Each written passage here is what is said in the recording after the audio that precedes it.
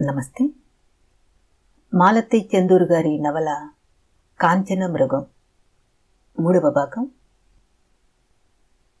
సుందరమ్మ గారు హారం ఇచ్చిన నర్సు ఎలిజబెత్ తమ్ముడు రాబీ గురించి, అతని పుట్టుక వివరాలు తెలుసుకోవడానికి సాయి ప్రసాద్ రామాపురం బయలుదేరాడు.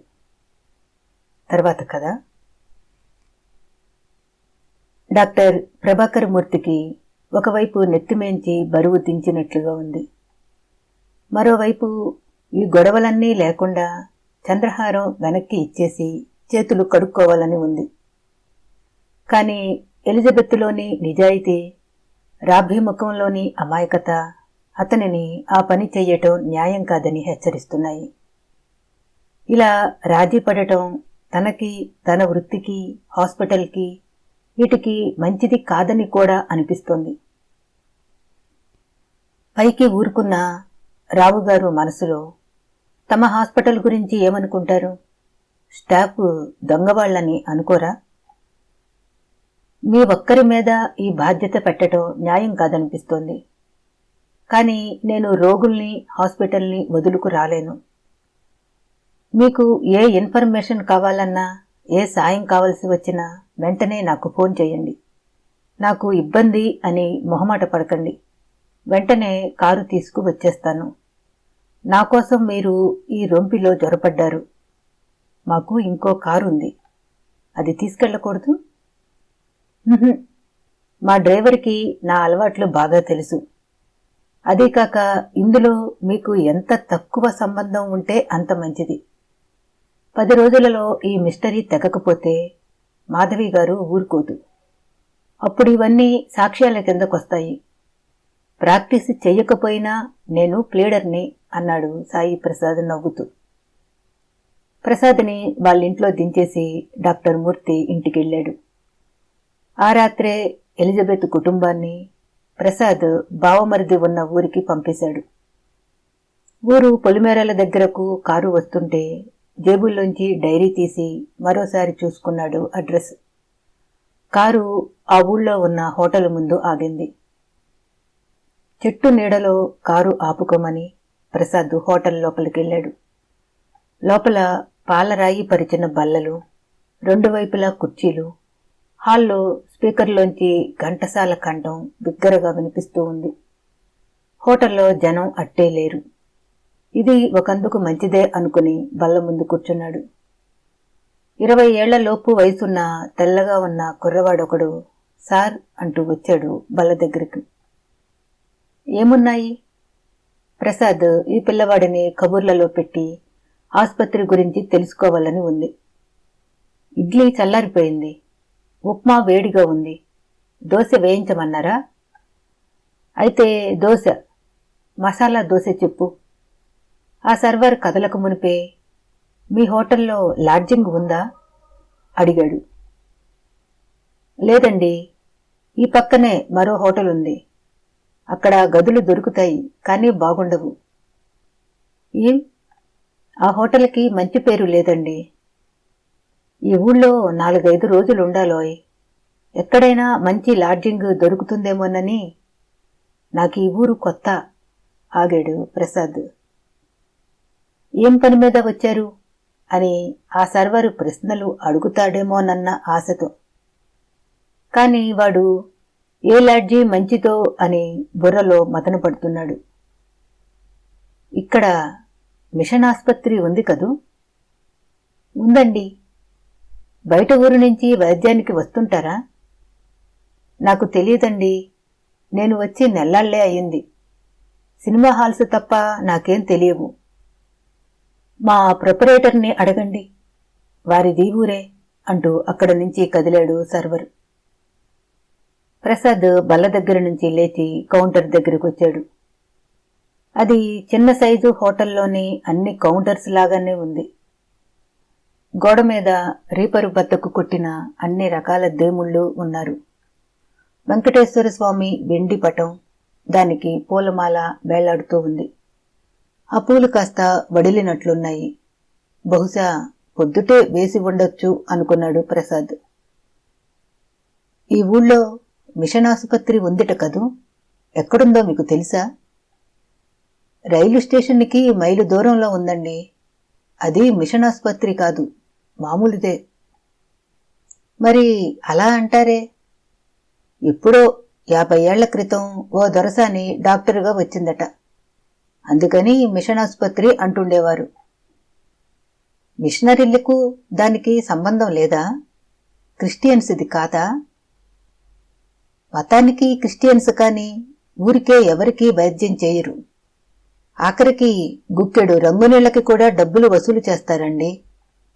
మిషన్ ఆసుపత్రి అనేప్పటికీ చాలామంది బీదవాళ్లకు సాయం చేస్తారని మోసపోతుంటారు అన్నాడు ప్రొపరేటరు. అతనికి బొజ్జ లేదు, నామాలు లేవు. నీట్గా తెల్లబట్టలు వేసుకుని కూర్చుని ఉన్నాడు. చేతిలో రాడికల్ హ్యూమనిస్ట్ పత్రిక ఉంది.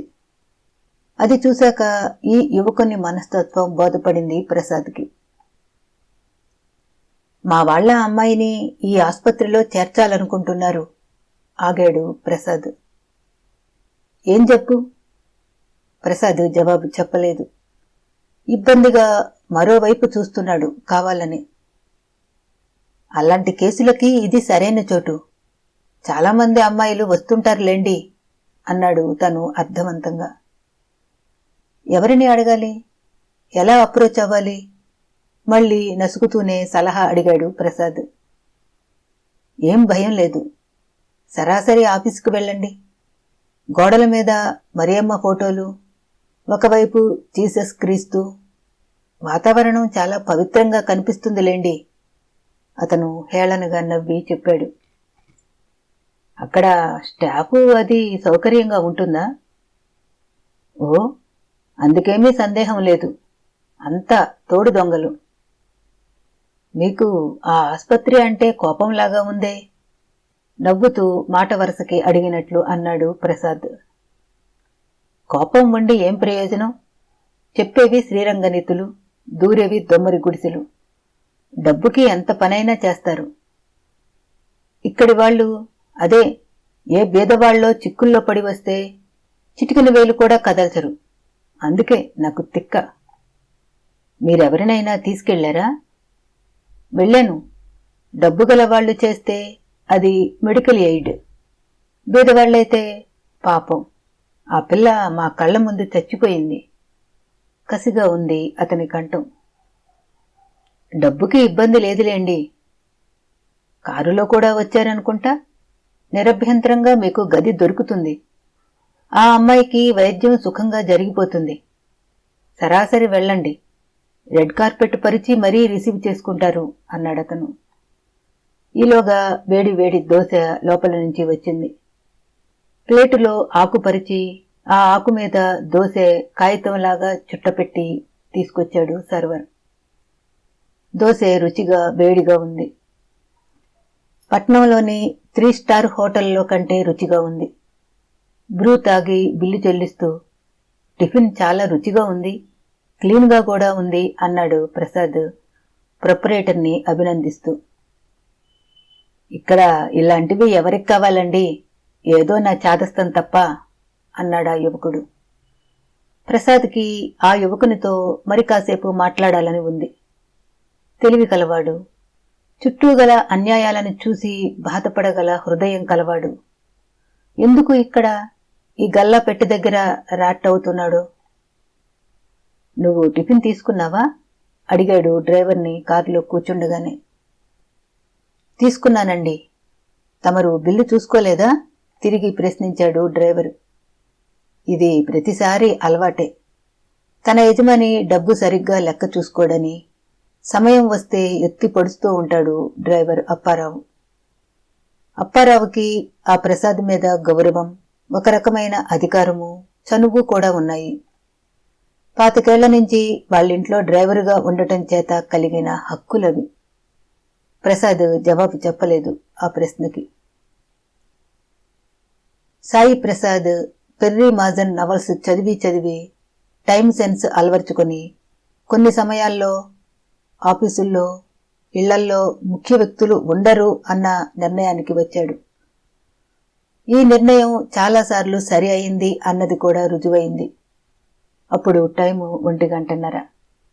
ఈ time lunch come rest time కాబట్టి మిషన్ ఆసుపత్రిలో ముఖ్యులు ఎవరూ ఉండరు.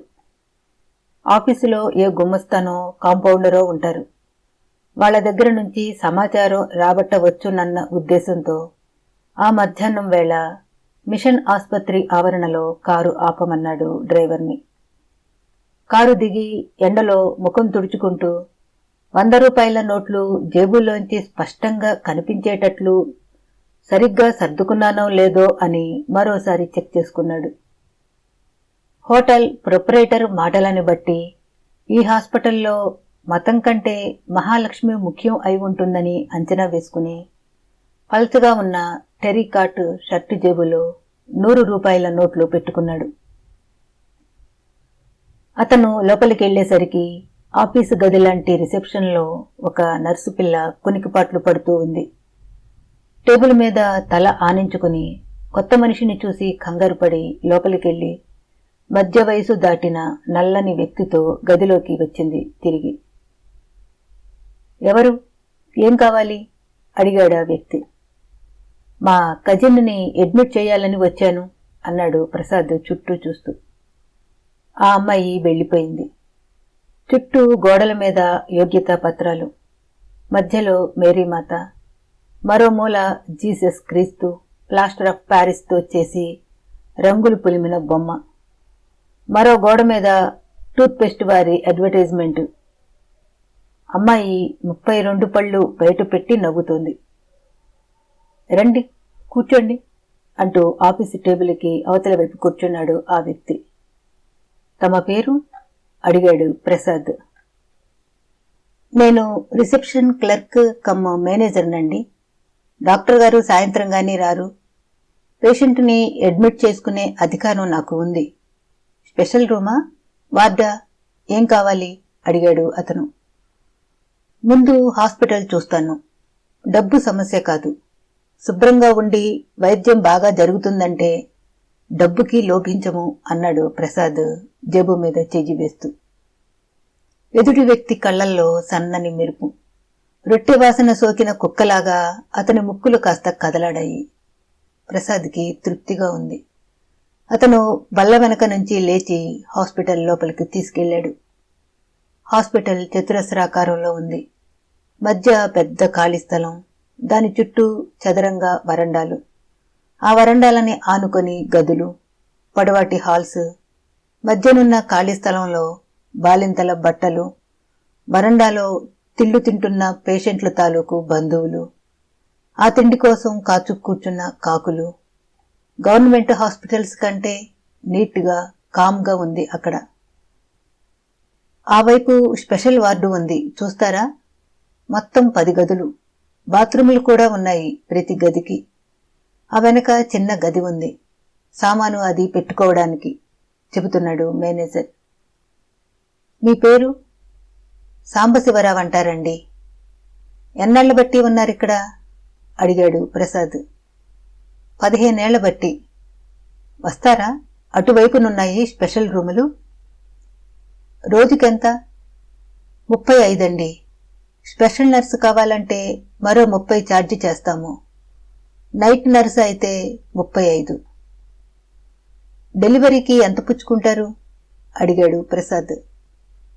ఆ మనిషి నడుస్తున్నవాడు క్షణం ఆగి, మామూలు కాన్పైతే 500, కాంప్లికేషన్స్ అయితే కేసును బట్టి ఉంటుంది. కొందరైతే కాన్పుకి ముందే 4 రోజుల ముందే వస్తుంటారు. ఇక్కడే ఉంటే మంచిదని డాక్టర్ గారు పరీక్ష రోజు చేస్తారని అన్నాడు. అతని మాటల మధ్య గూఢార్థం ఉందా? పైకి అనని మాటల మధ్య నుంచి మీకు కావలసిన అర్థాలు వెతుక్కోమంటున్నాడా? ఇక్కడ వాతావరణం బాగుంది. చుట్టూ చెట్లు అవి చల్లగా ఉంది. ప్రశాంతంగా, అందరి కళ్ళా పడకుండా హాయిగా ఉంటుంది అన్నాడు ప్రసాద్ సాంబశివరావు వంక అర్థవంతంగా చూస్తూ. అయితే పదండి, కేసు వివరాలు, అడ్మిషన్ ఫీజు మాట్లాడుకుందాం అంటూ వెనుతిరిగాడు సాంబశివరావు. ఇక్కడి వాళ్లు అట్టే దాపరికం లేకుండానే వ్యవహారాలు నడిపేస్తున్నారు అనుకున్నాడు ప్రసాద్. ఆఫీసు గదిలోకి వచ్చాక మీ సూపరింటెండెంట్ గారికి చెప్పక్కర్లేదా అడిగాడు ప్రసాద్. ఏముందండి చెప్పటానికి, మీరు వైద్యానికి వచ్చారు, మేము వైద్యం చేస్తాం, అంతవరకే మా బాధ్యత అన్నాడు అతను. టేబుల్ ముందు కూర్చున్న ప్రసాద్ జేబులో నుంచి 100 రూపాయలు తీసి టేబుల్ మీద పెట్టి, ఇది అడ్వాన్స్గా జమ కట్టుకోండి అన్నాడు మామూలుగా. అతను డ్రాయరు తాళం తెరిచి రసీదు బుక్కు తీయబోతుంటే, రసీదుదేముంది గాని మీరు నాకు చిన్న సాయం చెయ్యాలి ఆగాడు. మేము ఊరు పేరు అంతగా పట్టించుకోము, మీకు ఇష్టం లేకపోతే చెప్పకండి. అది కాదు, 10 లక్షల రూపాయల ఆస్తితో ముడిపడి ఉన్న వ్యవహారం, ఇందులో మీరు కాస్త సహకరిస్తే ఆగాడు ప్రసాద్. సాంబశివరావు కళ్ళు అయస్కాంతాల్లాగా 100 రూపాయల నోటు మీద కేంద్రీకృతమై ఉన్నాయి. నేనేం చెయ్యాలి? అసలు విషయం చెబుతా వినండి. మా వాడొకడు పిల్ల పాప లేకుండా చచ్చిపోయాడు. వాడి పెళ్ళాం కూడా చచ్చిపోయింది. వారసులు లేరని దాయాదులు ఆస్తంతా పట్టుకుపోదామని చూస్తున్నారు.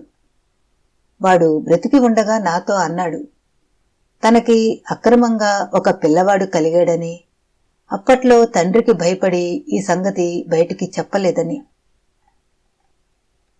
ఎదుటి వ్యక్తి రెప్ప వాల్చకుండా చూస్తున్నాడు ప్రసాద్ వంక. ఆ కళ్ళల్లో ఆశ్చర్యం లేదు. ఇటువంటివి సర్వసాధారణమైనట్లుగా ఉంది అతని మనోభావం. 20 ఏళ్ల క్రితం 1964లో ఇక్కడ ఈ ఆస్పత్రిలో వాడి ప్రేయసి పిల్లవాడిని కన్నదట. ఇక్కడే పురుడు పోసుకుందిట. నాకు అప్పటి రికార్డులు కావాలి. ఉంటే దానిని బట్టి ఆ పిల్లవాడిని వెతికి పట్టుకుంటాను. ఇంకా బ్రతికి ఉన్నాడని ఎలా నిర్ణయిస్తారు? ఒకవేళ ఉన్నా ఎలా వెతికి పట్టుకుంటారు? అసలు నేనప్పుడు లేను. మీ దగ్గర రికార్డులు ఉంటాయిగా, వెతికి పెట్టరు? ఆ పిల్లవాడి వివరాలు తెలిస్తే వాడి తల్లికి ఈ ఆస్తి వచ్చే అవకాశం ఉంటుంది. ఆ అమ్మాయి మీకేమవుతుంది? చెల్లెలు అన్నాడు తడుముకోకుండా ప్రసాద్. పెళ్లి చేసుకోలేదా? లేదు, ఆ అనుభవంతో విరక్తి చెంది ఉద్యోగం చేసుకుంటున్నది. ఆస్తి ఎంతన్నారు?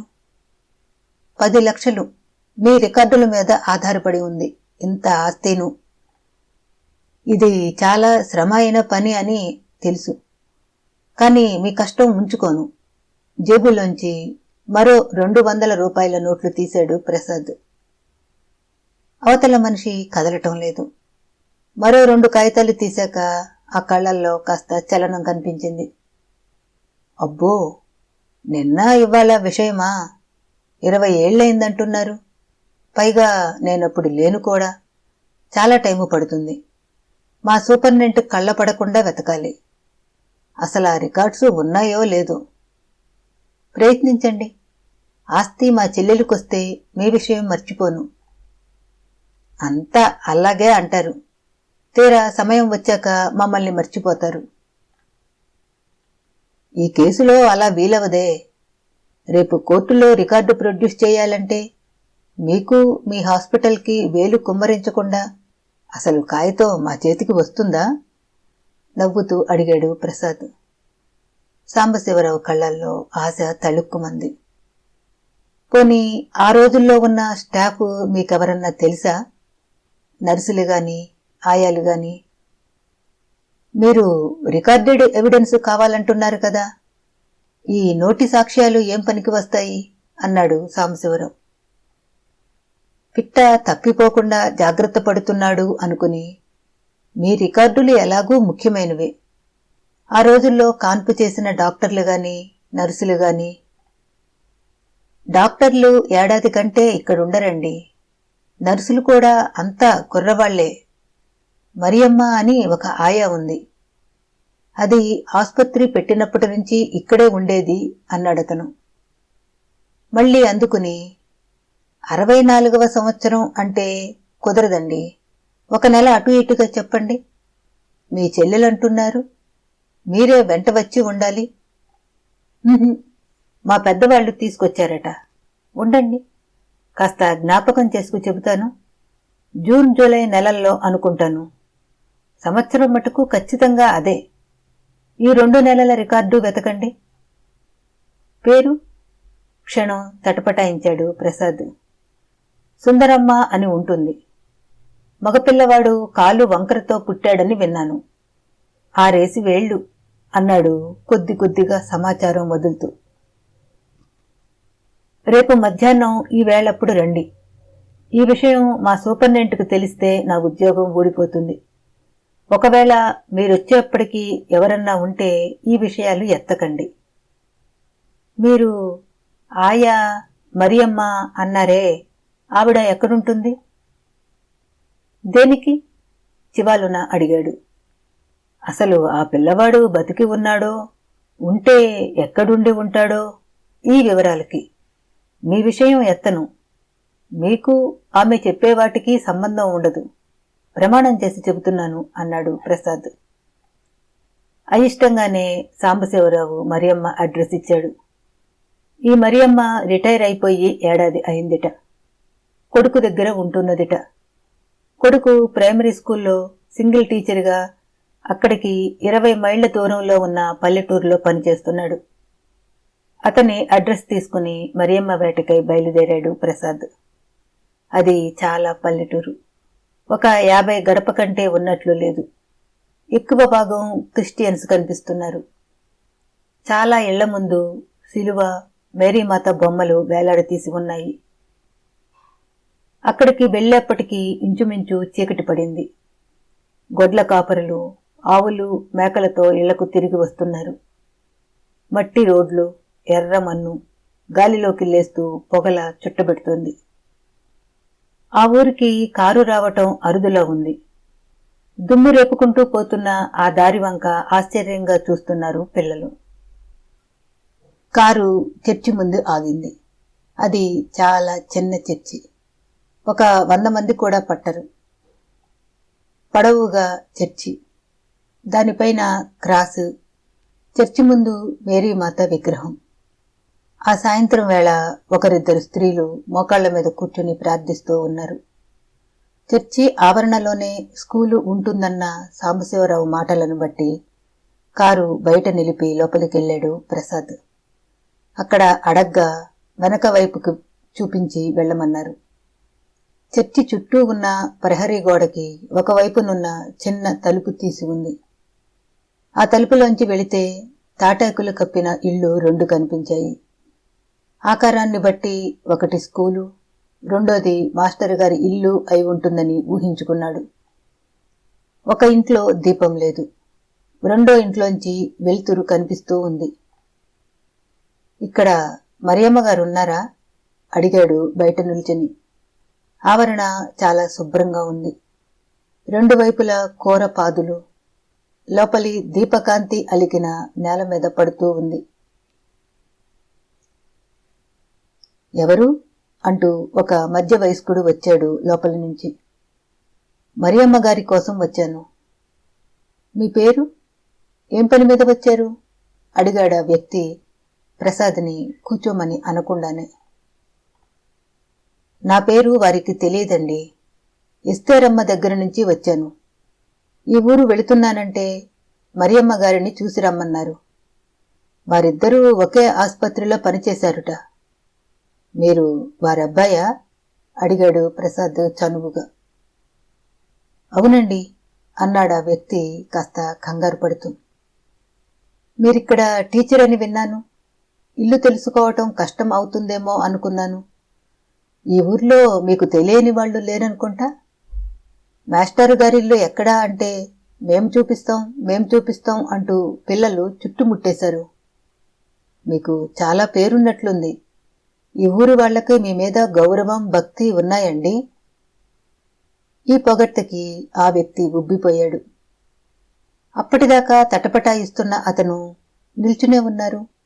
కుర్చీ తీసుకొస్తాను అంటూ లోపలికెళ్ళి కర్ర కుర్చీ తెచ్చివేసి తల్లిని బయటకు రమ్మని కేకవేశాడు. మరియమ్మ బొద్దుగా, నల్లగా, గున్న ఏనుగులాగా దొర్లుకుంటూ వచ్చింది లోపల నుంచి. తెల్లని బట్టలు, పండిపోయిన జుట్టు.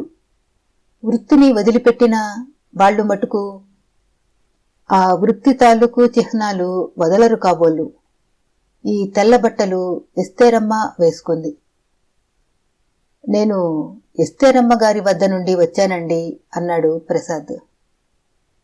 ఏ ఎస్తేరమ్మ అడిగిందామె. అదే మీరు పిల్లవాడిని పెంపకానికిచ్చారు ఆవిడ. పిల్లవాడు తను క్షేమంగా ఉన్నామని చెప్పమంది.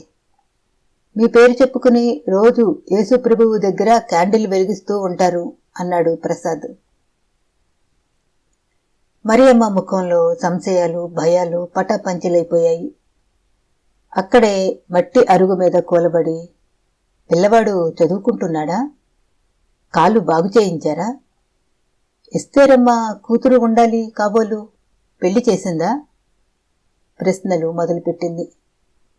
మరియమ్మ 20 ఏళ్ల నాటి విషయాలు ఏవీ మర్చిపోలేదు.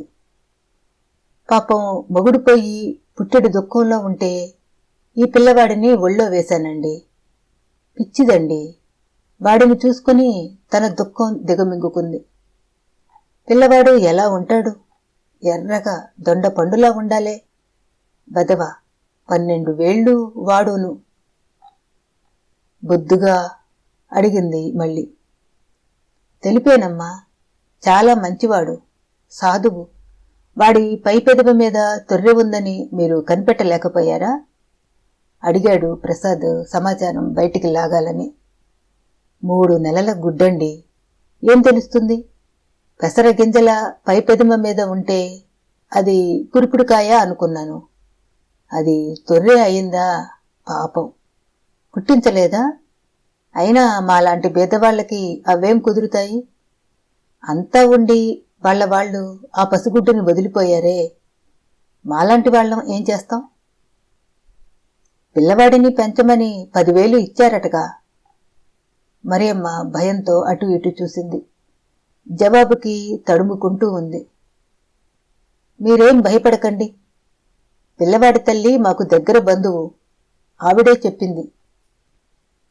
10,000 కాదండి, 5,000 ఇచ్చారు. ఈలోగా ఎస్తేరమ్మ కష్టం చూసి ఓర్చుకోలేక, నేను పెంచలేక ఇచ్చానండి.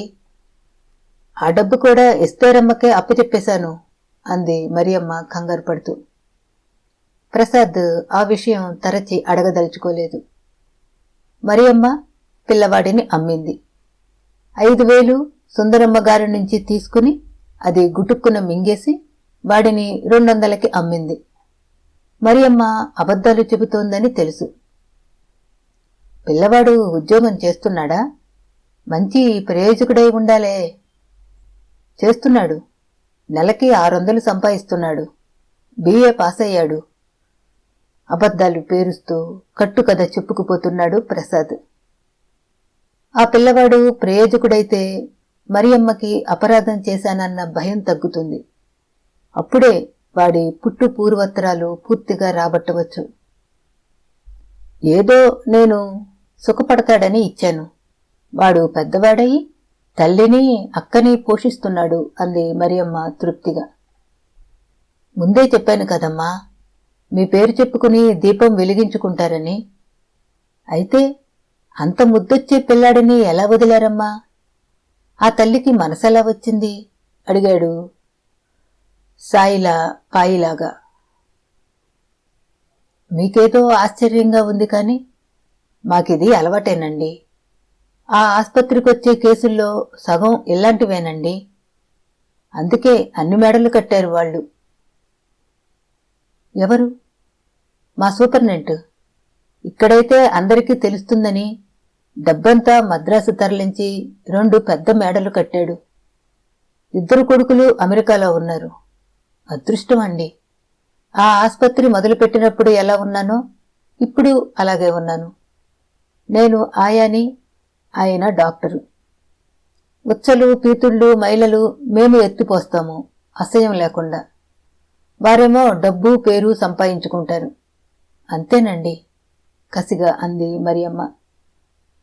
మీకు జీతాలు బాగా ఇచ్చేవారు కాదా? ఎక్కడండి, ఆయా అంటే అందరికీ లోకువే. కడుపు ఉబ్బుకొచ్చినప్పుడు తప్ప మే జ్ఞాపకం రాము. ముష్టి 80 రూపాయలు ఇచ్చేవారు. రిటైర్ అవమన్నారు. అయ్యాను. 1000 చేతిలో పెట్టారు. అంతేనండి. తను 5000 కొట్టేసినందుకు సమర్థించుకుంటూ కారణాలు చెబుతోంది. ఆ పిల్లవాడి తల్లిదండ్రులు ఆస్పత్రికి పెద్ద మొత్తం మీదనే దానం ఇచ్చారని విన్నాను. ఇచ్చినా మీకు చెప్పరండి. కాని అప్పుడు తండ్రి వెంట లేడండి. ఉంటే ఈ దొంగచాటెందుకు? అడిగింది మరియమ్మ. మరి ఎవరొచ్చారు? ఆవిడకు పెళ్లి అయిందిగా. లేదు, తల్లి కూతుళ్ళు వచ్చారు. ప్రసాద్ ఉలిక్కిపడ్డాడు. ఇద్దరూ స్త్రీలే. తాను ఇంతదాకా ఈ గాథలో ఒక స్త్రీయే ఉందనుకుంటున్నాడు. చటుక్కున జేబులో చెయ్యి పెట్టి 100 రూపాయల నోటు తీసి, మాటల్లో మర్చిపోయాను. ఎస్తేరమ్మా మీకీ నోటు ఇవ్వమంది. రాబీ అంటే తన కొడుకు మొదటి జీతంలో మీకోసం దాచిందట. మీకు ఇమ్మని చెప్పింది. మొదటిలోనే ఇద్దామనుకుని మాటల్లో పడి మర్చిపోయాను. మరియమ్మ వద్దనలేదు. గంతేసి తీసుకుంది. హక్కు ఉన్నట్లు తీసుకుంది. ఎస్తేరమ్మ మంచి మనిషండి. ఉత్త అమాయకురాలు. పాపం, విశ్వాసంతో జ్ఞాపకం ఉంచుకు పంపింది అంటూ చెంగున ముడేసుకుంది. కొడుకు చేతికి ఆ డబ్బు ఇవ్వలేదు. అది గమనించాడు ప్రసాద్. ఈ 100 రూపాయల నోటు చాలా మాట్లాడుతుంది. కావలసినన్ని విషయాలు సేకరించవచ్చు అనుకున్నాడు. ఇద్దరు స్త్రీలొచ్చారంటున్నారు. పిల్లలు వెంట రాలేదా? పిల్లలు ఎవరూ లేరండి. తల్లి కూతుళ్ళు వచ్చారు. ఆ తల్లి కోడిపెట్టల కూతుర్ని కాపాడుతుండేది. మమ్మల్ని మాట్లాడనిచ్చేది కాదు. అమ్మాయి పేరు జ్ఞాపకం ఉందా? సుందరి అని పిలిచేది తల్లి. ఆ పిల్ల బొమ్మలాగా, పిచ్చిదానిలాగా కళ్ళప్పగించి చూస్తుండేది. ఎన్నేళ్ళు? 15 కూడా ఉండవనుకుంటా. సన్నగా పూచిక పుల్లలా ఉండేది. అసలు తను గర్భిణితో ఉన్నానని కూడా ఆ పిల్లకి తెలియనంత వెర్రిబాగులుగా ఉండేది. చదువుకోలేదా? చదువుకుందనే అనుకుంటా. మధ్య మధ్య ఇంగ్లీషులో చకచకా మాట్లాడేది తల్లితో. మళ్ళీ రోజుల తరబడి నిశ్శబ్దంగా ఉండిపోయేది. ఎన్నాళ్ళున్నారు? నెల్లాళ్ళండి. చివరికి ఏమైందో తెలుసా? అడిగింది మరియమ్మ. ఉద్యోగంలోంచి రిటైర్ అయిన వాళ్ళు తమ గత జీవితాన్ని గురించి చెప్పటం మొదలు పెడితే తిప్పి ముంచిన పంపు నీళ్లులాగా ఆగరు. అలా చెప్పుకుపోతూనే ఉంటారు. ఆ పిల్ల చాలా బలహీనంగా ఉండేది. డాక్టర్ గారు బాగా ఎక్సర్సైజ్ చేయమనేవారు. షికారుకి వెళ్లమనేవారు. కాని తల్లిగాని పిల్లగాని వినిపించుకునేవాళ్లు కాదు. అలా పక్క మీద పడుకుని ఉండేది ఆ అమ్మాయి. తల్లి కూడా ఏం మాట్లాడేది కాదా? మాట్లాడకే. చాలా మంచి ఆవిడ. తమ కుటుంబం గురించి మాత్రం చాలా రహస్యంగా ఉండేది. ఏ ఊరు అని గాని, భర్త పేరు గాని, ఈ అమ్మాయికి పెళ్లి అయిందో లేదో ఇటువంటివి ఒక్క మాట కూడా బయటికి అనేది కాదు. మరి ఇంకేం మాటలుంటాయి?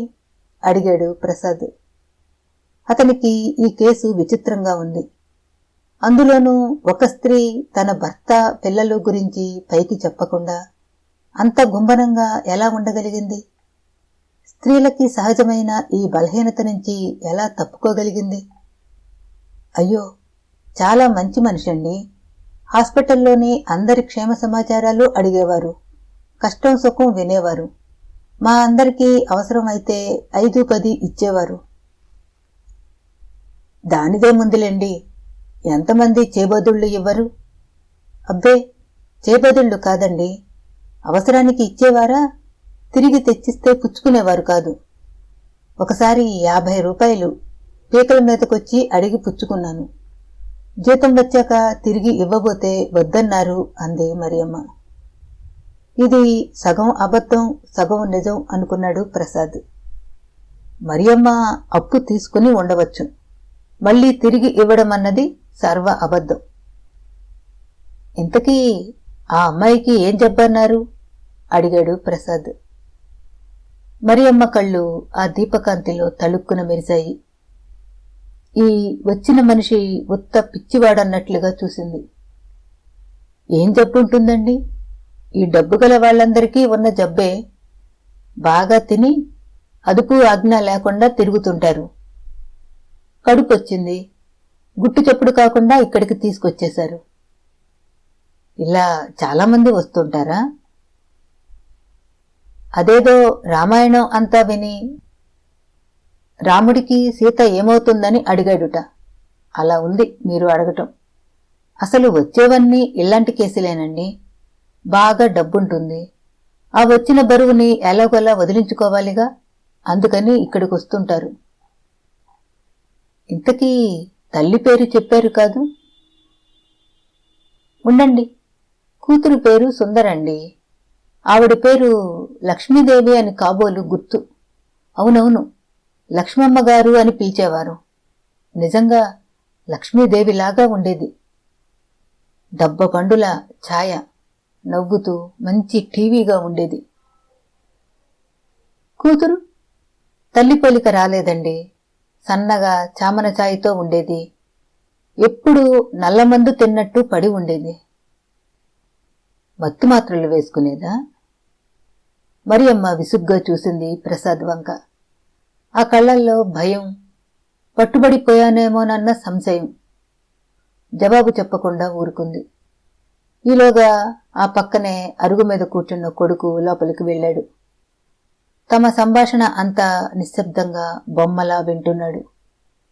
అసలు ఆ మనిషి ఉనికినే మర్చిపోయాడు ప్రసాద్. ఇదే అదను అనుకుని డబ్బున్న జేబు మీద చెయ్యి వేసి మరియమ్మ వంక అర్థవంతంగా చూస్తూ, ఈ మత్తు మాత్రలు వేసుకోవటం ఈ రోజుల్లో అందరికీ సాధారణమైపోయింది. చిన్నపిల్లలు మరీను అన్నాడు నోటు చేతిలోకి తీసుకుపట్టుకుని. మరియమ్మ చెయ్యి ఆ చీకట్లో కదిలింది. మళ్ళీ వెనక్కి లాక్కుని, నిజంగా చెబితే ఆ అమ్మాయిది ఏం లేదండి. తల్లి మా చేత మాత్రలు చెప్పించేవారు. కాంపోజ్, మాండ్రిక్స్. ఇవి నర్సుల చేత నా చేత తెప్పించుకునేది రహస్యంగా. ఆవిడ వేసుకునేదేమో, రాత్రిళ్ళు నిద్రపట్టక తెప్పించుకునేవారేమో. ఆ అమ్మాయికి ఇస్తుండేది. మధ్యాహ్నం కూడా ఇస్తుండేవారు. ఎప్పుడూ మత్తుగా నిద్రపోతుండేది. దేనికి? బహుశా తమ గురించి అందరికీ చెబుతుందని భయమేమో. పొట్ట ఎత్తుగా కనిపిస్తుంటే అందరికీ తెలియదా? అది ఎలాగూ దాచరు. కాని ఇక్కడికొచ్చిన వాళ్ళు తమ అసలు పేర్లు, అడ్రస్ చెప్పరు. దొంగ పేర్లు చెబుతారు. లక్ష్మమ్మగారు కూడా అంతే. మీకెలా తెలుసు? ఆవిడ ఇచ్చిన అడ్రస్కి ఉత్తరం రాశాను. అలాంటి వాళ్ళు ఎవరూ లేరని వెనక్కు వచ్చేసింది అంది మరియమ్మ. చేతిలో నోటుని ముందుకు చాపి, చాలా విషయాలు చెప్పారు. మీ టైము వృధా చేశానేమో, లోపల పని ఉందో ఏమో అంటూ నోటు అందించాడు. అది గబుక్కున తీసుకుని జాకెట్లో దాచుకుని, ముసలిమండను, నాకేం పని అండి? చేసినన్నాళ్ళు ఉచ్చలు పీతుళ్ళు ఎత్తి నానా చాకిరీ చేశాను. ఇంత చేసి 4 డబ్బులు వెనకేసుకోలేకపోయాను. ఈ లోకంలో కృతజ్ఞత చచ్చిపోయిందండి. తమ పేరు ప్రతిష్ట కాపాడుకొనటానికి రహస్యంగా ఇక్కడికొస్తారు. ఆ టైంలో మేము కన్న తల్లి కంటే ఎక్కువగా సేవ చేస్తాం. ఇక్కడి నుంచి వెళ్ళిపోయాక ఒక్క ఉత్తరం ముక్క రాయరు. మా మొహాలేవో పాపిష్టివన్నట్లు చూస్తారు. పాపం చేసేది వాళ్ళును, మొహం చాటు చేసుకునేది మేమును. ప్రసాద్ సానుభూతిగా శబ్దం చేశాడు పెదిమలతో. లక్ష్మీదేవమ్మగారు కూడా అంతేనండి. ఆ పిల్లకి రహస్యంగా మాత్రలు తెచ్చేదాన్ని. కుక్కలాగా విశ్వాసంగా వాళ్లు చెప్పిన వెధవ పనులన్నీ చేసేదాన్ని. ఏం చేశారు? ఎందుకులేండి, ఎవరి పాపాన వాళ్లు పోతారు. వెళ్ళాక ఒక్క ఉత్తరం ముక్క ఎంతో అవసరంలో ఉండి డబ్బు కావాలని రాశానండి. జవాబు లేదు. విశ్వాసం లేని వాళ్ళండి. పంపలేదా? ఉత్తరం తిరిగి వచ్చిందని చెప్పానుగా. లక్ష్మమ్మగారు ఇక్కడ ఎన్నాళ్ళున్నారు? నెల్లాళ్లున్నారండి. వారి కోసం ఎవరన్నా వచ్చేవారా? అవన్నీ ఎందుకులెద్దురు, ఇక్కడికొచ్చే కేసులన్నీ అలాంటివే అంది జవాబు చెప్పకుండా తప్పించుకుంటూ. ఈ మరియమ్మకి డబ్బు వాసన సోకింది. కుక్కలా పసికట్టింది. కళ్ల ముందు నోట్లు రెపరెపలాడిస్తే తప్ప సమాచారం బయటికి రాదు. ఉదయం నుంచి ప్రయాణం చేసి ఉన్న ప్రసాద్కి కాస్త శ్రమగానే ఉంది. ఒళ్ళు చితచితలాడుతోంది. రేపు ఎలాగో ఉండిపోవాలి. ఈ ఊళ్ళో మరోసారి వచ్చి మిగతా విషయాలు కనుక్కుంటేనో. రేపు ఎన్నింటికి ఇంట్లో ఉంటారు అడిగాడు. నాకేం పనా పాట, ముసలిమండను. తిండి దండగ తప్ప నేను చేసే నిర్వాకం ఏముంది? ఏదో మీలాంటి బాబులు వస్తే తెలిసి తెలియక వాగుతుంటాను. 10 గంటలకు రండి. నేనెక్కడికి పోతానండి, కాటికి తప్ప. నాకు వెళ్లే దారి లేదండి అంది మరియమ్మ ఇంటి లోపలి వైపుకు చూస్తూ బిగ్గరగానే. అదేమిటి అలా అంటారు? మీకు ఒంట్లో శక్తి ఉంది గదా, ఉద్యోగం ఎందుకు మానేశారు? 60 ఏళ్లు వచ్చిన ముండని ఎవరికి కావాలండి, తిండి దండగ తప్ప. మా ఊళ్ళో చిన్నపిల్లల బడి ఉంది.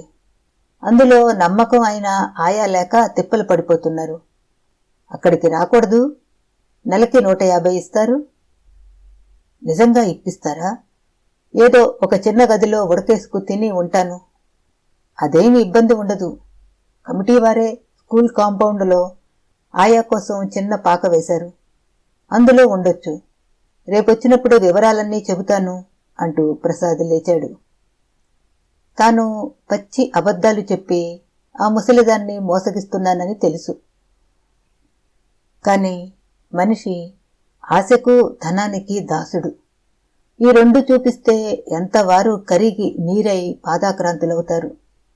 అందులోనూ ఈ సమాజంలో ఒక రకం ఈ రెంటికి దాసానుదాసులు అవుతుంటారు.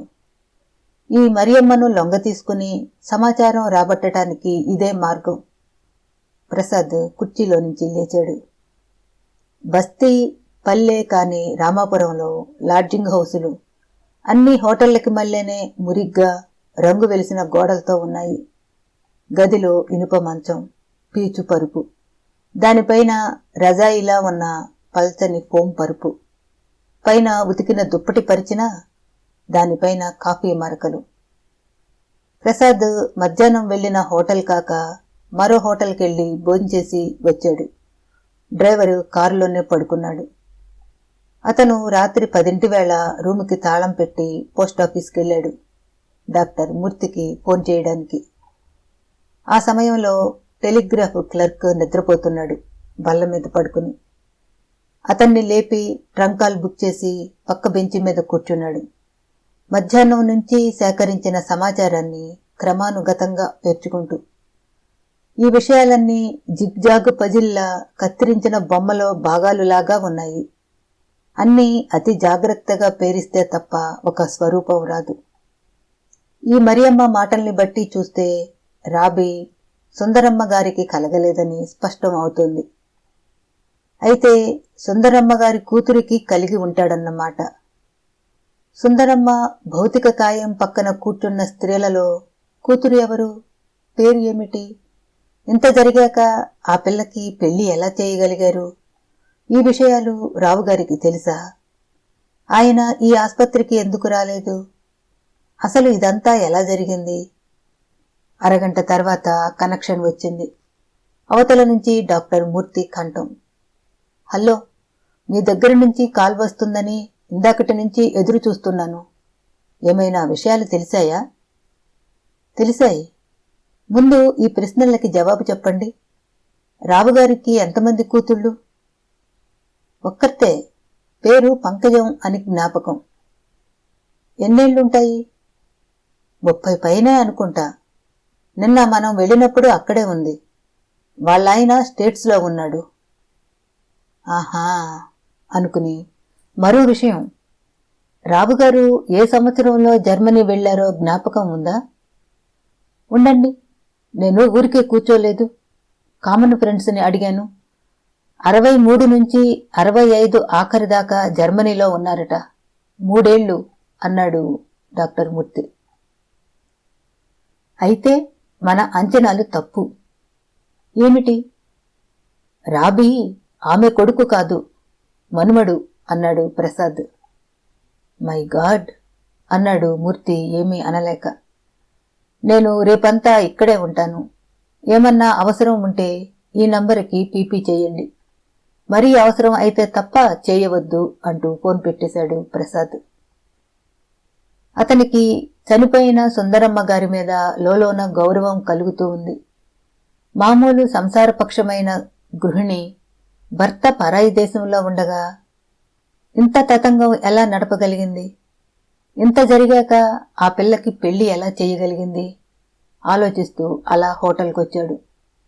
వరండాలో రూమ్ బాయ్ వాడి కళ్లల్లో ప్రశ్నలు. ఒక మాదిరి బస్తీల్లోని ఈ లాడ్జింగ్ హౌసుల గురించి ప్రసాద్ విని ఉన్నాడు. నాకేం పని లేదు. తెల్లవారి నేను పిలిచేదాకా డిస్టర్బ్ చేయకు, వెళ్ళు అన్నాడు కటువుగా. వాడు మెల్లిగా జారుకున్నాడు అక్కడి నుంచి. పక్క మీద పడుకున్నాడే కాని ప్రసాద్కి నిద్ర రావటం లేదు. కొత్త ప్రదేశం, మురికిగా అసహ్యంగా ఉన్న పరిసరాలు, తనకి ఏమీ సంబంధం లేని విచిత్రమైన జీవిత గాథలు. తాను దేనికి ఈ పరిశోధన ప్రారంభించాడు? ఎందుకోసం? లోపలికి వెళ్లిన కొద్దీ ఉల్లిపాయ పొరలులాగా కొత్త కొత్త విషయాలు బయటపడుతున్నాయి. సుందరమ్మ గారు చాలా సాహసవంతురాలైన వ్యక్తిలా ఉంది. మరో స్త్రీ అయితే కూతుర్ని చావబాదును, చచ్చిపొమ్మనును, గర్భవిచ్ఛిన్నం కోసం ప్రయత్నించును. కూతుర్ని మోసగిచ్చిన వాడికిచ్చి పెళ్లి చేసి హిందూ ధర్మాన్ని పవిత్రతని నిలబెట్టి ఉండును. ఇవేం చేయకుండా మామూలు బాట కాక విభిన్నంగా ఎలా ప్రవర్తించగలిగింది? పైగా ఆస్పత్రిలో కూతురికి తన పేరు పెట్టింది. ఆ పేరుతో పిలిచేది అంటుంది మరి అమ్మ. అంతా పగడ్బందీగా అన్ని ఏర్పాట్లు చేయగలిగిన ఈ స్త్రీ ఆ పసివాడిని ఎందుకు అలా అనాథగా వదిలి వెళ్లిపోయింది? సుందరమ్మ గారి స్వభావాన్ని బట్టి చూస్తే ఆమె హృదయం ఉన్న వ్యక్తిలాగా, మెత్తని స్వభావం గల స్త్రీలాగా అనిపిస్తున్నది. అలాంటప్పుడు ఈ అవిటి పిల్లవాడిని ఇంత నిర్దాక్షిణ్యంగా ఎలా వదిలింది? పైగా వాడిని పెంచటానికి 5,000 ఇచ్చిందని మరియమ్మ తన నోటితోనే ఒప్పుకుందే. దీనిని బట్టి చూస్తే సుందరమ్మ గారు డబ్బుకి కాపీనం పడే మనిషి కాదని, ఆర్థిక స్వాతంత్రం గల గృహిణి అని స్పష్టమవుతోంది. ఇంత తెలివైన స్త్రీ భర్తని ఒప్పించి ఏదో ఒక కథ చెప్పి ఆ నిర్భాగ్యుణ్ణి తీసుకెళ్లి పెంచుకోలేకపోయిందా? ఎందుకు చేయలేదు? ఏ కారణాలు అడ్డు వచ్చాయి? ఆ తర్వాత పంకజం జీవితం ఎలా మామూలు ఘాటిలో పడింది? ప్రసాద్ బుర్ర ప్రశ్నలమయంగా ఉంది. కనురెప్పలు మూసుకుని ఉన్న అతడి మనసు నిద్రపోనంటుంది. మరునాడు హాస్పిటల్కి వెళ్ళాలి. ఆ రికార్డులలో తండ్రి పేరు ఉంటుందేమో. ఉంటే అది మటుకు అసలు పేరే ఉంటుందని గ్యారంటీ ఏమిటి? ఈ హాస్పిటల్ రికార్డులో తండ్రి పేరు తప్పు అయి ఉండవచ్చు.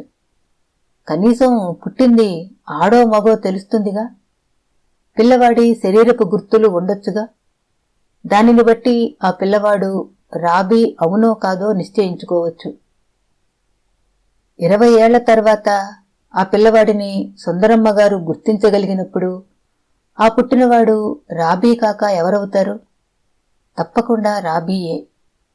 హాస్పిటల్ రికార్డుల్లో కొత్త విషయాలు బయటపడతాయన్న ఆశ లేదు ప్రసాద్కి. అయితే తను 400 క్లర్క్ కమ్మ మేనేజర్కిచ్చాడు. అతను రాత్రంతా కూర్చుని పాత రికార్డులు వెతికి ఉంటాడు. ఇంత శ్రమపడి వెతికితే తాను రాకపోతే ఆ సాంబశివరావుకి కోపం రావచ్చు. ఎక్కడో 20 ఏళ్ల క్రితం జరిగినది. రికార్డు రూములో అడుగున పడి ఉన్న విషయాన్ని బయటికి లాగి తాను తేనె తుట్టిని కదిల్చాడు. ఆ ఈగలతో ప్రయోజనం లేదని వదిలేస్తే అవి కుట్టే ప్రమాదం ఉంది. అందుకని తప్పకుండా మరునాటి మధ్యాహ్నం వెళ్లి తీరాల్సిందే అని నిశ్చయించుకున్నాడు. అప్పటికి అతని మనసు కుదుటపడింది. కొద్ది కొద్దిగా నిద్రమత్తు ఆవహించింది. 2 గంటలు కొట్టడం లేలగా అతని చెవుల్లో పడుతుండగా నిద్రలోకి జారుకున్నాడు ప్రసాద్. ఆ మరునాడు అతను ఆస్పత్రికి వెళ్లేప్పటికీ సాంబశివరావు విజయ గర్వంతో ఎదురుతెన్నులు చూస్తున్నాడు. అతను డ్రాయర్లోంచి పాత ఫైలు బయటకు తీశాడు. 1964 జూలై 6వ తేదీన మగపిల్లవాడి జననం నమోదై ఉంది. రికార్డులలో తల్లి పేరు సుందరమ్మ, తండ్రి పేరు కెఎస్ రావు. అది తొలి కాన్పు. పుట్టిన పిల్లవాడికి కుడిపాదం మెలికపడి ఉందన్న గుర్తు, 2 చేతులకి 6 వేళ్లు ఉన్నాయన్న గుర్తులు వివరింపబడి ఉన్నాయి.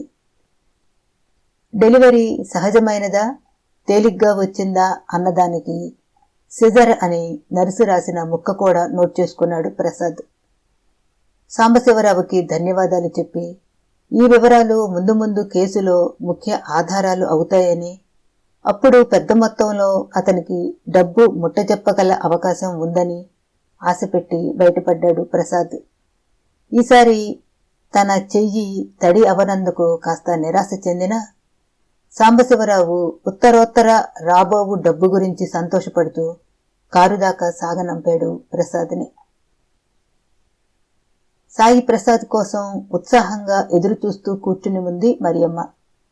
ఆమెకి కొడుకు ఇల్లు, కోడలి పద్ధతులు నచ్చటం లేదు. చేతుల్లో డబ్బులు ఆడటం లేదు. కొడుక్కి తెలియకుండా దాచుకున్న కోడలు తన మొగుడికి నూరిపోసి కూర నార అంటూ ఉన్న చిల్లర కాస్త లాగేసుకుంటున్నది. అనుకోకుండా 200 చేతికొచ్చి పడ్డాయి. పైగా ఉద్యోగం ఇప్పిస్తానంటున్నాడు. నర్సరీ స్కూల్ పిల్లల్ని చూసుకోవటం అంటే పెద్ద కష్టం ఉండదు. బెడ్ పానులు మొయ్యక్కర్లేదు. శరీరంలో శక్తి ఉన్నంత దాకా అక్కడే కాలక్షేపం చేయవచ్చు. క్రితం రాత్రి కంటే భయభక్తులతో నమ్రతగా కూర్చుని ఉంది మరియమ్మ. సాయి ప్రసాద్ను చూడగానే లేచి నిల్చుంది కూడాను. అది చూసి తనలో తాను నవ్వుకున్నాడు. నిన్న సాయంత్రం మధ్యలో ఆగిపోయిన సంభాషణని ఎలా ముడిపెట్టాలా ఈనాడు అని ఆలోచిస్తున్నాడు. ఇక్కడ చల్లగా బాగుంది అన్నాడు ప్రసాద్. ఏం బాగుందో ఏమిటో. సంపాదించుకు స్వతంత్రంగా బ్రతికిన వాళ్ళు ఒకళ్ళ మోచేతి కింద ఉండలేరండి.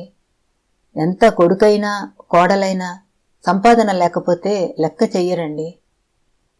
నేను వెళ్ళగానే మీకు ఉద్యోగం ఏర్పాటు చేస్తాను. వాళ్ళకి మనిషి కావాలి, మీకు పని కావాలి అన్నాడు ప్రసాద్. చిత్తమండి అంది మరియమ్మ వినయంగా. మీకు ఆస్పత్రి వాళ్ళు ఏదో ఇచ్చారన్నారు అడిగాడు ప్రసాద్. ఎంత ఇచ్చారని? ముష్టి 1000 రూపాయలు. దిక్కుమాలిన కల్మషం అంతా మేము ఎత్తిపోస్తాం. సూపరింటు గారేమో షోగ్గా అలా పై మందులిచ్చేసి 1000కి 1000 పొదుపుకుంటారు. మావన్నీ కష్టపు బతుకులండి. సుందరమ్మగారు నాలిక కొరుక్కుని, అదే లక్ష్మమ్మగారు మీకు కాస్తో కూస్తో ముట్ట చెప్పారుగా. అది పెట్టే కదండి ఈ ఇల్లు వేసుకుంది. నా కొడుక్కైతే జ్ఞాపకం లేదు గాని వాడు మర్చిపోయాడండి. ఈ తల్లి చేసిందంతా ఇప్పుడు నువ్వేం పెట్టావు అని కోడలు రోజు దెప్పి పొడుస్తుంటే బాజమ్మలాగా నోరు మూసుకు కూర్చుంటున్నాడు కసిగా చెబుతోంది మరియమ్మ. మానవ స్వభావాన్ని గురించి మళ్లీ ఆలోచన వచ్చింది ప్రసాద్కి. తనేమో సుందరమ్మగారి ఆచూకీ తీయాలని ప్రయత్నిస్తున్నాడు. ఈ మరియమ్మేమో తన కష్టాలు చెప్పుకుంటూ అటువైపు తిప్పుతోంది సంభాషణని. ఆ ఇస్తేరమ్మ పనే బాగుంది. పరాయి బిడ్డను పెంచినా వాడు ప్రయోజకుడయ్యాడు.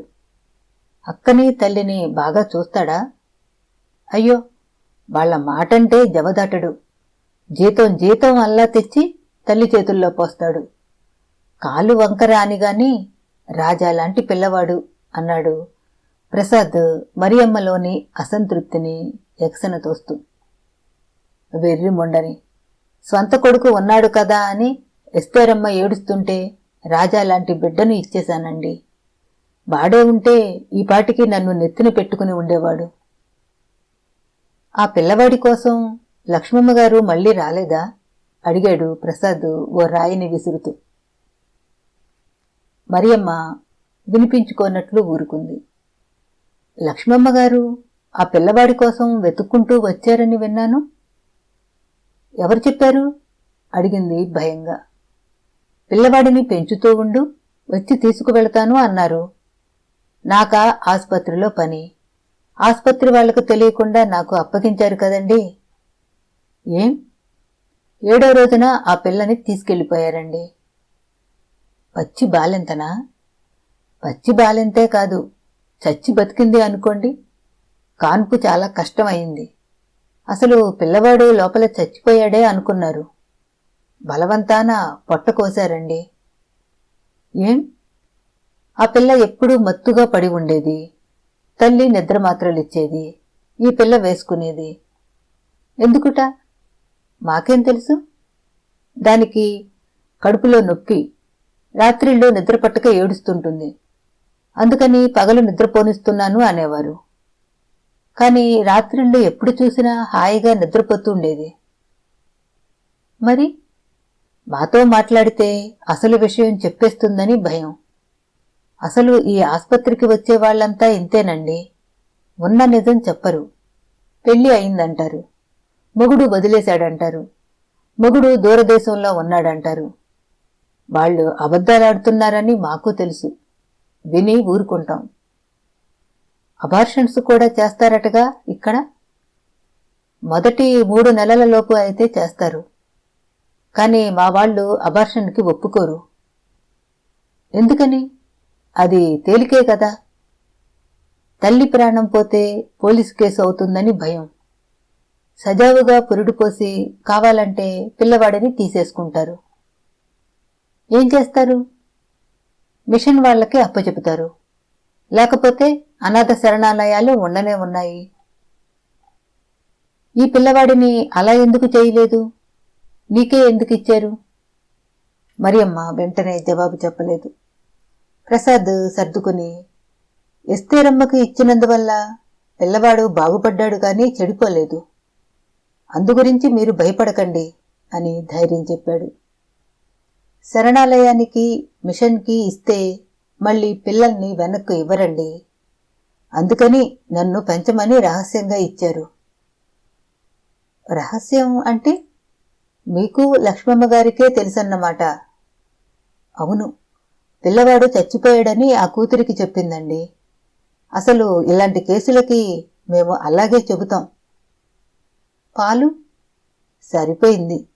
నిద్రమాత్రలు మింగి మింగి ఆ అమ్మాయి పూచిక పుల్లలా ఎండిపోయింది. పాలు లేవు, పాపాలు లేవు. 3 రోజులు ఒంటి మీద తెలివి లేకుండా ఉందండి. గ్లూకోజ్ ఎక్కించారు. నెత్తురు కూడా ఎక్కించినట్లు జ్ఞాపకం. అప్పుడు పసివాడిని మీకు అప్పగించారన్నమాట. అవునండి, మేకపాలు పోసి పెంచాను. నానా తిప్పలు పడి పెంచాను. వాళ్ళకేం 4 డబ్బులు చేతిలో పెట్టి తింగమని వెళ్ళిపోయారు. ఎంతైనా చెప్పండి, ఈ డబ్బు గల వాళ్ళు కసాయి వాళ్లండి. పసిగుడ్డుని అలా వీడి వెళ్ళిపోవటం మాలాంటి వాళ్లకి చేతగాదండి చెప్పుకుపోతోంది మరియమ్మ. సుందరమ్మ గారు మరియమ్మని నమ్మి పిల్లవాడిని పెంచటానికి అన్ని ఏర్పాట్లు చేశారు. డబ్బు ఇచ్చారు. అయితే ఈ మనిషి వాడిని అమ్మేసింది.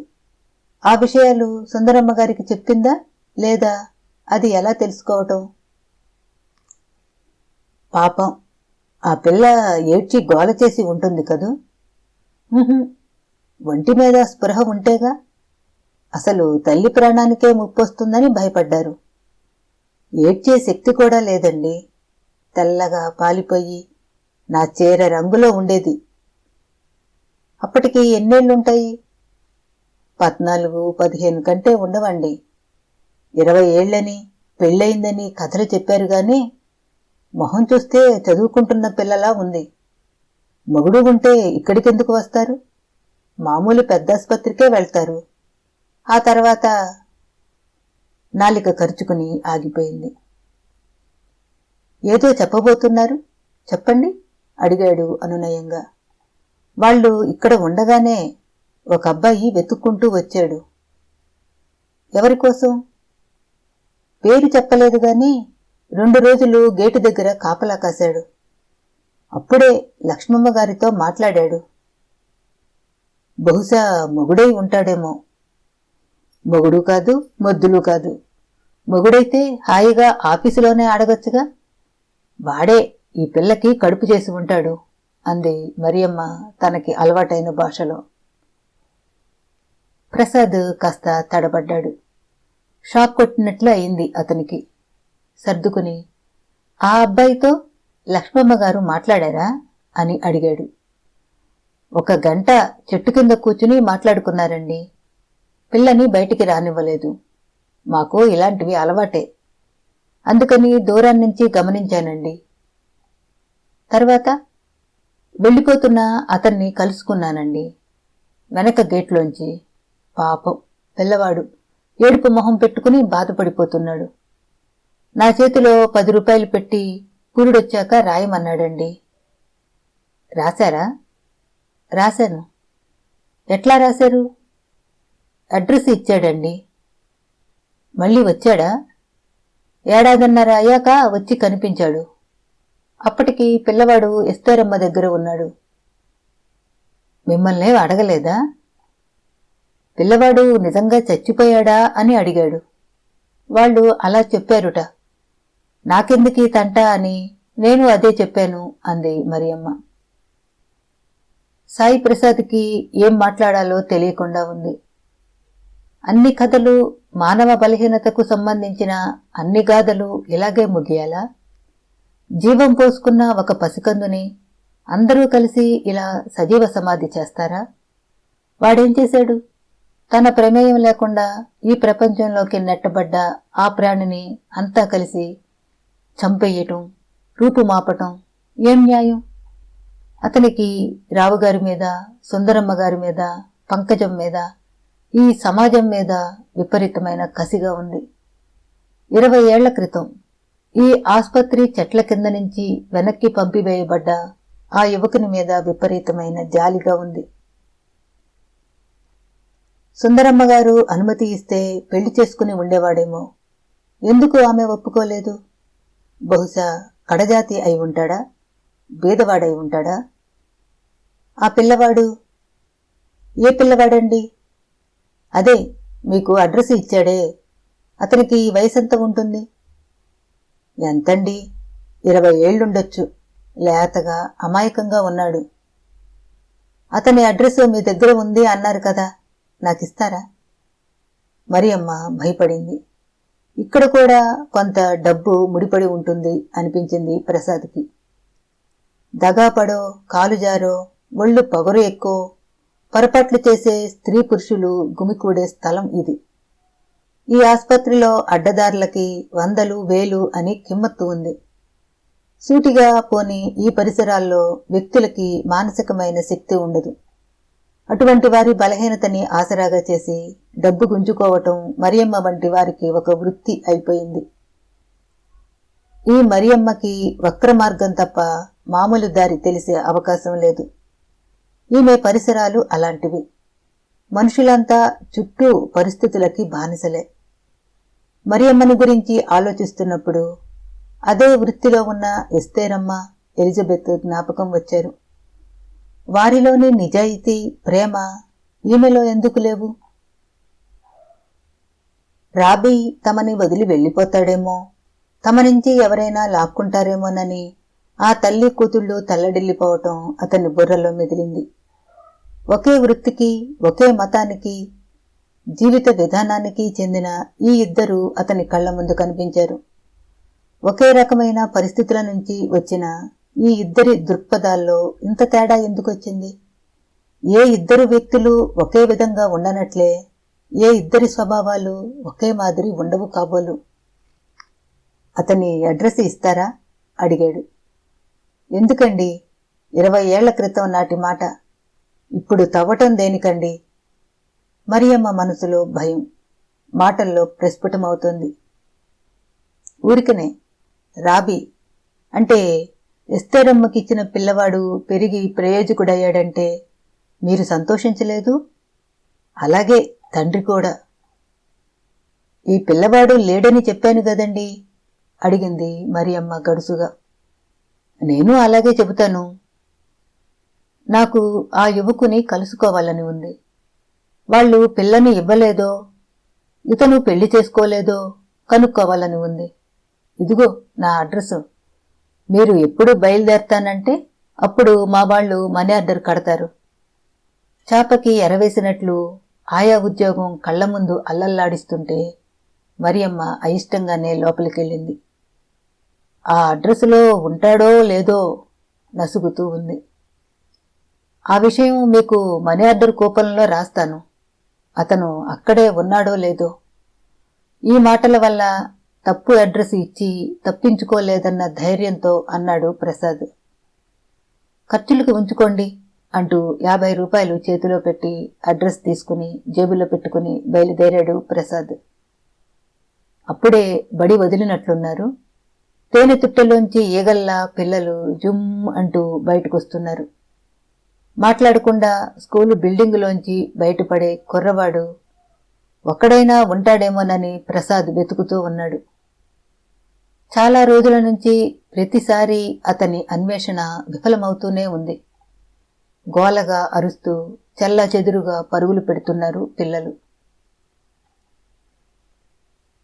కాంచన మృగం నవల 3వ భాగం సమాప్తం. మళ్ళీ కలుద్దాం. సెలవు.